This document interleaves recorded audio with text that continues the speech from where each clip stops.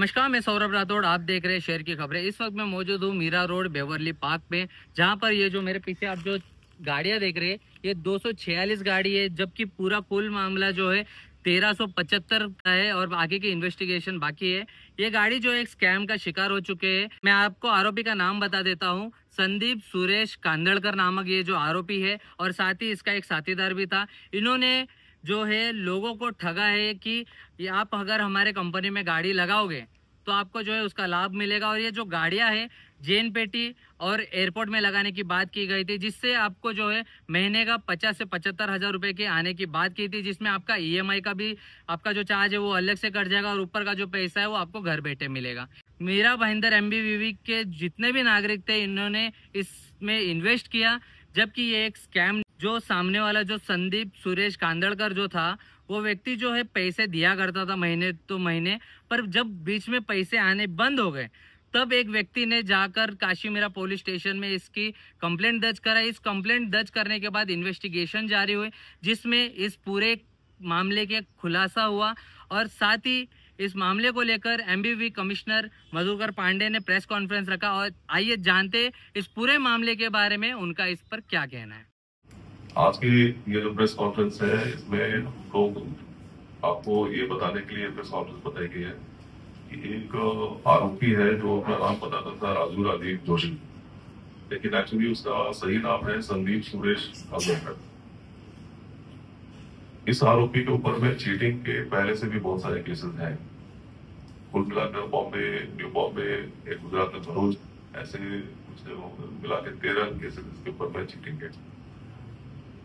इसने इस बार इसका जो बोनस था उसमें वो क्या करता था कि लोगों को संपर्क करके वो ये कहता था कि मेरे पास में बॉम्बे एयरपोर्ट और जेएनपीटी यहाँ पे गाड़ियां आपको चाहिए जो रेंट पे देंगे, उसमें अगर आप चाहो तो आप इन्वेस्ट कर सकते हो।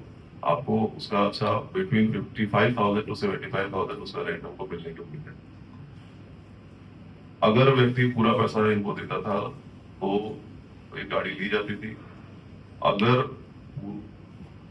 और शुरुआत के दौर में ये उनको कुछ पैसे देता भी था ताकि वो लालच में फंसते जाए और ज्यादा से ज्यादा लोगों को बताए ना कि कौन केस की है। बाद में अगर कोई व्यक्ति पूरा पैसा नहीं देके कुछ पैसा देता था तो वो उनको फाइनेंस भी करवाता था और फिर गाड़ी उनके नाम पे एक ली जाती थी। कुछ जगहों पे ऐसा हुआ है कि पैसा लेता था, कोई गाड़ी वाड़ी भी नहीं थी। भाड़ा एयरपोर्ट या जेएनपीटी पे देने का कोई सिस्टम नहीं था, सिर्फ ये सब हवा में ही चलता था। इसने कुल अभी तक हमारे पास में जो इंफॉर्मेशन अभी तक की है उसमें अभी तक 1,375 लोगों को उसने चीट किया था। 20 करोड़ 60 लाख रुपए ये चीटिंग दिख रही है। में आज तक हम लोगों ने ऑलरेडी 246 गाड़ियां हमने रिकवर की है इसमें, जिसकी कीमत 25 करोड़ है।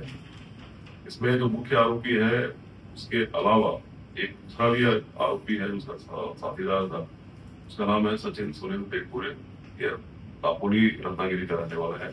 इसमें और भी हम लोगों ने 7 लोगों को आइडेंटिफाई किया है, जिसको हम लोग अरेस्ट कुछ ही दिनों में करने वाले हैं। इसमें हम लोगों ने इसके ऊपर पहले भी जो केसेस थे उसको ध्यान में रखते हुए कुल भारतीय न्याय संहिता सेक्शन 111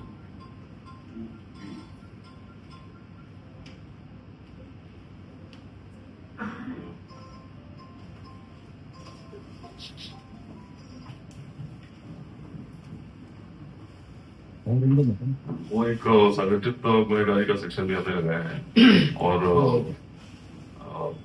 ये बेसिकली यही इंफॉर्मेशन है। सर, इसमें 2 मामले सामने आ रहे थे। एक तो ये था कि जिनके नाम पे गाड़ियां हैं और कुछ ऐसे थे जिसके कुछ कंपनी के नाम पे गाड़ियों का मामला सामने आया कि कंपनी के नाम पर भी गाड़ियां, तो उनके नाम पे गाड़ियां उनको कब मिलेंगी और जो बाकी है जिनकी कंपनी के नाम पे गाड़ियां हैं उन पर जांच किस प्रकार से होगी? तो कई कुछ केसेस में ऐसा था कि जो कुछ लोगों का सिबिल स्कोर अगर कम है, मुझे बोलता था कि कंपनी के नाम पर हम गाड़ी लेते हैं। और कुछ केसेस में ऐसा था कि अगर सिबिल स्कोर का इशू नहीं है तो उसके नाम पे डायरेक्टली गाड़ी लेते थे। हम इसमें न्यायालयीन प्रक्रिया जो है उसको पूरा करके फिरियादी जितने भी है उनको जल्दी से जल्दी ये गाड़ियां मिलने का, वापस देने का प्रयत्न कर रहे हैं। कुछ लोगों ने सब क्रिप्टो करेंसी कम समय में डबल पैसा और 3 गुना पैसा, ऐसा भी बात सामने आ रही है। आप क्रिप्टो करेंसी का अगर ऐसा कुछ अपने को दिखता है तो हम उसमें उसके हिसाब से जो अप्रोप्रिएट लीगल एक्शन है वो भी हम देंगे।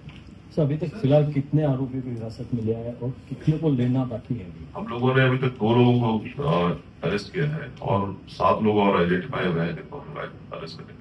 सर ये इतनी बड़ी ठगी है जो आपकी है, इन ठगे हुए पैसों का किस तरह से इस्तेमाल करते थे? किसी अय्याशी में किस तरह का आया था? वो अभी इन्वेस्टिगेशन उसका हम करेंगे। सर एक सवाल ये है कि जिस तरह से इतनी बड़ी गाड़ियों की जो है जो आपने है, क्या इन गाड़ियों का इस्तेमाल जिसमें कभी स्थिति बनी हुई है पहलगाम अटैक के बाद, क्या इनका किसी देश विरोधी गतिविधियों में भी इस्तेमाल करने की कोई कहानी थी? क्या पुलिस उस एंगल से भी जांच कर रही है? अभी तक हम लोगों को ऐसा कुछ दिखा नहीं है। जो समझ में आ रहा है वो ये है कि ये प्योर इकोनॉमिक ऑफेंस है, लेकिन हम लोग हर तरीके से हर प्रशासन का इन्वेस्टिगेशन करेंगे। तो जैसे आपने कहा कि उसके ऊपर 13 मामले और दर्ज हैं और यहाँ पर केवल 1050 लोगों को ठगा है, क्या ऐसा पाया गया कि और भी कहीं में से चालू किया था और लोगों को फंसाया है यहाँ से बाहर? तो आपकी पेशा ही वही है।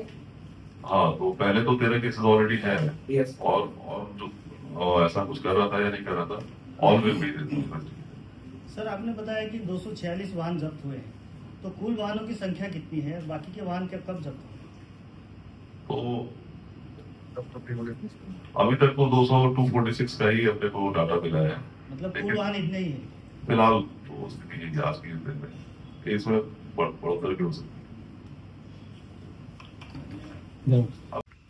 जैसे कि आपने देखा, एमबीवीपी कमिश्नर मधुकर पांडे ने इस पूरे मामले के बारे में हमें बताया और साथ ही ये भी बताया कि इस मामले में और 6-7 लोगों के जुड़े होने की बात कही है और उन्हें भी अरेस्ट करने की बात की जा रही है।